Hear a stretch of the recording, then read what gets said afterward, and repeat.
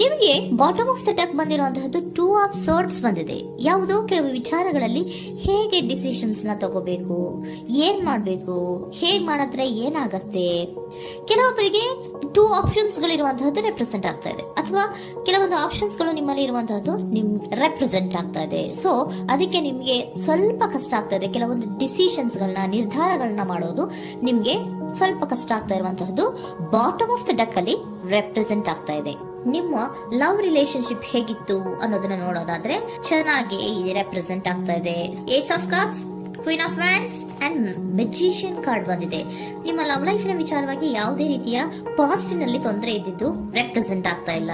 ನೀವು ತುಂಬಾ ಚೆನ್ನಾಗಿದೆ, ಒಂದು ಕ್ಯೂರಿಯಾಸಿಟಿ ಇತ್ತು, ಬಹಳಷ್ಟು ತುಂಬಾನೇ ನೀವು ಲವ್ ಲೈಫಿನ ವಿಚಾರದಲ್ಲಿ ಬಂದಾಗ ನೀವು ನಿಮ್ಮ ಲವ್ ಲೈಫಿನಲ್ಲಿ ತುಂಬಾನೇ ಮಾತಾಡಿದ್ದೀರಾ. ನೀವಿಬ್ರು ತುಂಬಾ ಟಾಕ್ಟಿವ್ ಆಗಿ ಇಬ್ರು ಕೂಡ ತುಂಬಾ ಚೆನ್ನಾಗಿ ಮಾತಾಡಿದ್ದೀರಾ.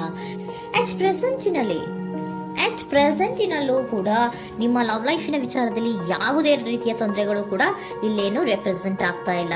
The empress card, the emperor and page of swords ಬಂದಿದೆ.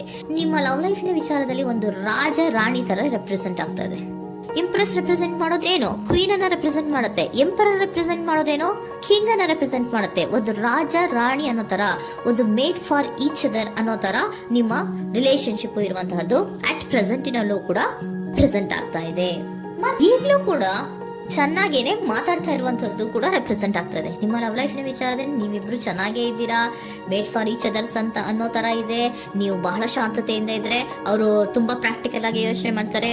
ನೀವು ಒಂದಕ್ಕೊಬ್ರಿಗೂ ಹೊಂದಾಣಿಕೆ ಅನ್ನೋದು ತುಂಬಾ ಚೆನ್ನಾಗಿದೆ, ಯಾವುದೇ ರೀತಿ ತೊಂದರೆ ಇಲ್ಲ. ಈಗಲೂ ಕೂಡ ನೀವು ಆವಾಗ್ಲೂ ಹಿಂದೆನೂ ಮಾತಾಡ್ತಾ ಇದ್ರಿ, ಈಗಲೂ ಕ್ಯೂರಿಯಾಸಿಟಿಯಿಂದ, ಬಹಳ ಇಂಥ್ಯೂಸಿಯಾಸಮ್ ಇಂದ ಈಗಲೂ ಕೂಡ ನೀವು ಚೆನ್ನಾಗೇನೆ ಮಾತಾಡ್ತಾ ಇರುವಂತಹದ್ದು ರೆಪ್ರೆಸೆಂಟ್ ಆಗ್ತಾ ಇದೆ.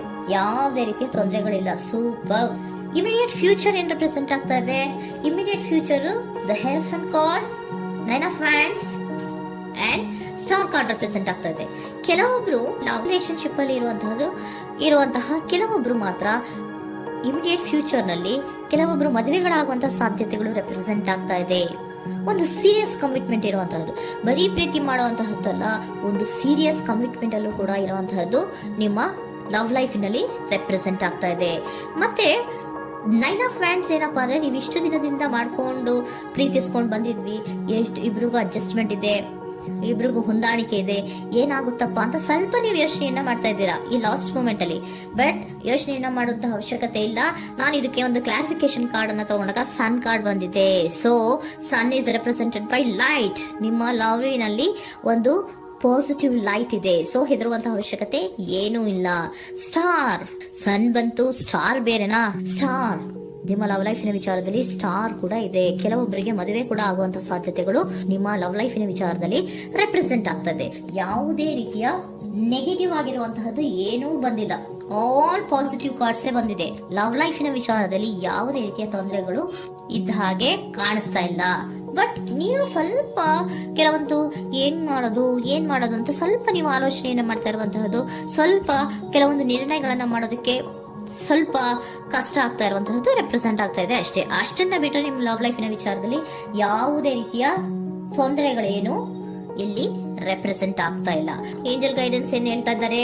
ನಿಮಗೆ ಫಸ್ಟ್ ಕಾರ್ಡ್ ಕೊಟ್ಟಿರುವಂತಹದ್ದು ಏಂಜಲ್ ಗೈಡೆನ್ಸ್ ಅವರು ಇನ್ ದ ನಿಯರ್ ಫ್ಯೂಚರ್, ಸದ್ಯದಲ್ಲಿಯೇ ಎಲ್ಲವೂ ಕೂಡ ನೀವು ಅನ್ಕೊಂಡಿದ್ದ ತರನೇ ಆಗುತ್ತೆ. ಏಂಜಲ್ ಗೈಡೆನ್ಸ್ ಕೊಡ್ತಾ ಇರೋದು ಬಿ ಅಸರ್ಟಿವ್. ಯಾಕೆ ಬಿ ಅಸರ್ಟಿವ್ ಅಂತ ಕೊಟ್ಟಿದ್ದಾರೆ?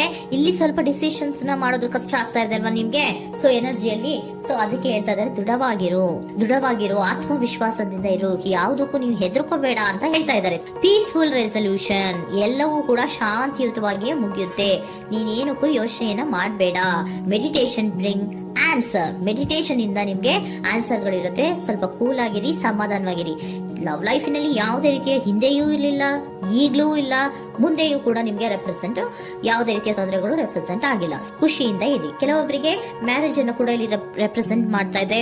ಮತ್ತೆ ಕೆಲವೊಬ್ಬರಿಗೆ ಸೀರಿಯಸ್ ಕಮಿಟ್ಮೆಂಟ್ ಸಿಗುವಂತಹ ಸಾಧ್ಯತೆಗಳು